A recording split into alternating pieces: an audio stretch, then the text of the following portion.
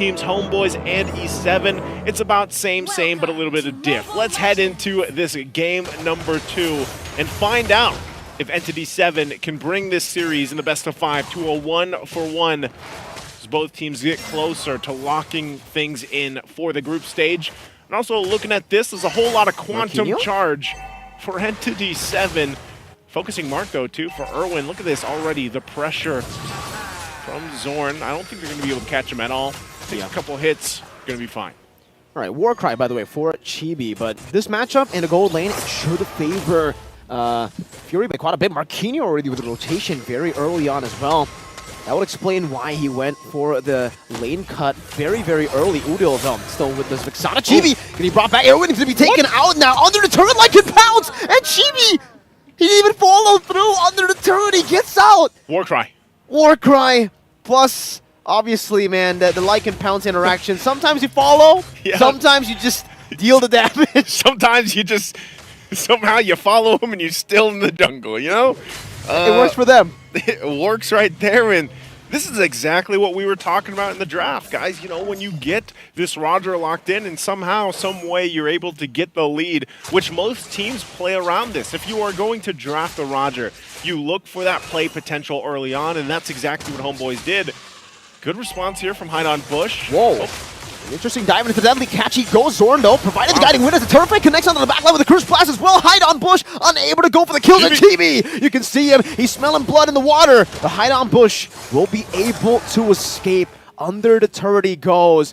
Sabat canceling the recall. Marquinhos with the onward. Now with the Earth Shatter connecting as well for the turret fight. And the Curse Blast gets rid of him. Rivera, he can even go for the trade. Chibi gonna be locked down. Like and pounce there together with Chan, picking up that damage and the kill. Now the turtle free for Hide on Bush. He doesn't have the retribution though. An Eternal Guard is already dealing damage. It's gonna be Chan who secures it as a real world revelation. Locks them down. And Chan secures the double kill. Zorn trying to run away, will be able to do so as he also used the Purify in that skirmish. And that's what we're talking about from Chan. Locks in this Eve pick, first phase, and is going to be the start here. Yes, the huge impact, the difference of the impact here already in comparison to the Nana pick in game number 1. That's what ENTITY7 needs. So now that he has these 2 kills, he's going to be locking in that first item a lot sooner, and which will, again, they play around the real-world manipulation. So able to punish Homeboys. You know, Homeboys going for that play, and they were off timing a little bit. They weren't able to get Chibi there when they tried to follow up through that setup. So it was unfortunate for them because then they just ended up overstaying on that side, taking a lot of damage. ENTITY7 punishes them and makes a great play. So they'll be able to keep things together. A good item already picked up here for Fury. Gets that Blade of Hepsises locked in. So the Clint, I think one thing you really need to pay attention to is where is that power spike for this lineup from ENTITY7. It's already showing that they have a lot of fighting potential early on. You know, and meanwhile too, Hide on Bush with the deadliest catch, all he has is a Fury Hammer. And he actually does provide quite a bit of damage if they're able to catch them in that real-world manipulation. And now he does lock in the Hunter Strike. So this is already good for ENTITY7, much better than the previous game. You know, gold-wise, it's pretty much the same. It's pretty much balanced between both teams. But ENTITY7 is really able to keep these early skirmishes. Okay. Curse the blood. Good little fake out there. I feel like that was more of, could something happen here? If not, then they at least got the Curse of Blood out. They might still try to do the same thing on this side of the map. They're going to be slowed. Good deadly catch by Hide on Bush. They get 2 big resources. Like you said, man, I think ENTITY7 might have to give away this turtle. Yeah, they might have to just go ahead and get that orange buff. But it looks like Homeboy's not going to actually fully start it up because they still need Chibi to get his purple. Eternal Guard will be dropped down, but they're just going to kind of deal with this zoning potential right now. Erwin doesn't have the Curse of Blood yet, neither does Hide on Bush have that deadliest catch. So they'll try to play around these timings, waiting for those cooldowns to come up. Oh, Marquinhos with the Earth Shatter and the Flicker combo connecting on the Chibi with Onward, not connecting with the Primal Wrath, doesn't have damage with that. The catch as well. Chibi's like and pounce now caught in the real world manipulation as Hide on Bush gets rid of them. The Curse of Blood on the 2 right into the combo of Hide on Bush. Earth Shatter knocking Udil up, doing some damage. Chan with the Flicker forward, but Udil will respond to that with his own Flicker. Both teams now for Chibi, he was not able to get anything. It's going to be E7. Straight into the tier 1 in the mid lane, taking it away. And this is a good lead for E7. This is a great lead. I mean, they're up now 2,000 gold against Homeboys, really showing that they control this phase of the game. And meanwhile, this whole time, Fury, the gold lane experience, just chilling in that gold lane, farming up, getting everything that he needs, does get that turret down, now tier 1 down in the bottom side.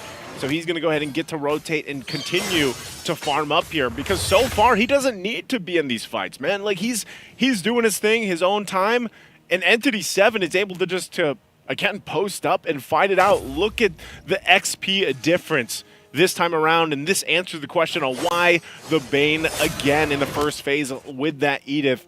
And there's your answer. Really being able to farm up this time around for Hide on Bush. Hasn't died yet.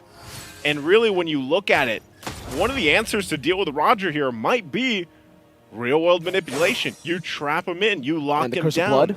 The Curse of Blood. There's a lot of these abilities that are working really well against how much mobility Roger has here. And now hopefully they can maintain that, but you see this too, the War Axe is going to be that first item locked in, so it looks like even for Chibi, you know, he wants to be a little bit more cautious and not just going all in on that first Skypiercer build path we sometimes see from the Rogers here in the jungle. So with that right now, Homeboy is going to find themselves working against a minor deficit. And Entity7, as they get ready for that third turtle, they've already got 2 in their pocket. They can possibly just go ahead and lock all 3 in. And as you see them getting in position here, Turtle's now going to spawn up.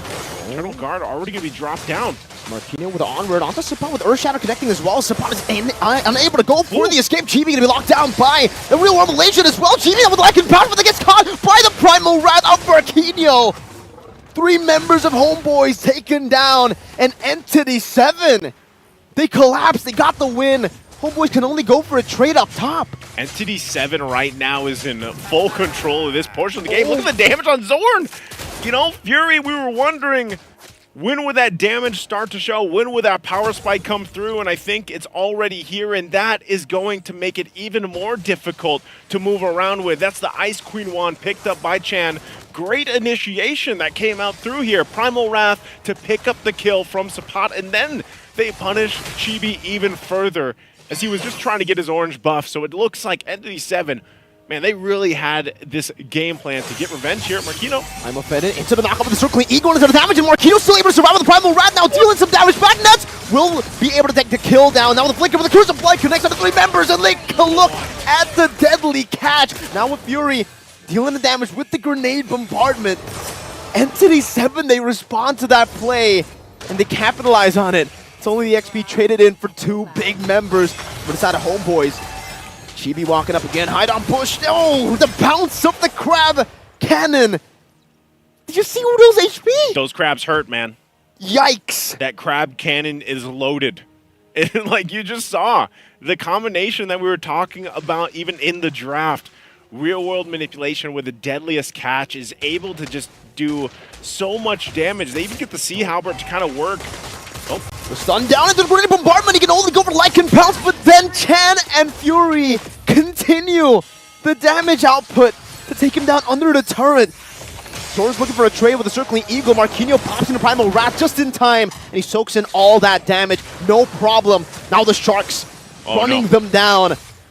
The Crab Cannon nets. Oh, the bounce as Fury takes a turret for free up top, buys the Skypiercer as well. 9 minutes in, and this is an even bigger goal lead that Homeboys had in Game 1. Yeah, this is Entity7 from what we saw through their groups, going the distance, 3-0 in all their games, sweeping their group, going against the same for Homeboys as they swept their group. But man, it looks like just Entity7 very strong in this game number 2. Look at the damage. Look at the amount of damage that this pick, this Bane is doing in the hands of Hide on Bush. Dude. Yeah. It's this is big damn, man. Like, and he's not even fully locked in right now in terms of the items, and so it's really, you're wondering, you know, what can Homeboys now do? They're finding themselves on the opposite end of things. That's already going to be the Lord Secured here for Entity7. And Homeboys, they're gonna have to get prepped up and ready.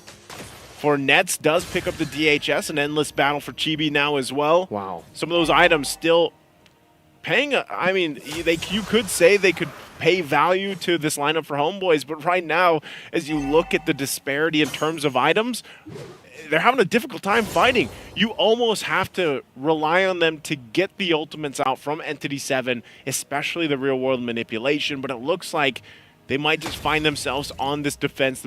The Lord making its way up top. Chan now also picks up the glowing wand, so that even helps further dealing with some of the possible shielding and sustainability from Homeboys, as that Sea Helper is already locked in too. There, they go in. There we give the flank. Meanwhile, Lycan pounds on the back line. Chan's gonna be shut down. GB in the midst of it all, going for the team fight now with another Lycan pound. The Earth Shadow will connect. The Primal Route will lock them down to get munched on by the Sharks of the deadly catch. Hide on Bush. Only now does he buy the Sky Piercer. I thought he already had it with how much damage he was doing. Now in the mid lane, base turret. That holy defense already getting procced down, as now it's going to be Fury with the grenade bombardment together with Hide on Bush, munching on the base turret HPs. With the First Lord, they're able to take all three up top of the Lord, down below with the Sharks coming down again onto the base. Udo trying to do some damage to the Curse Blast as well, but Erwin will just walk it forward. 11 minutes, Entity7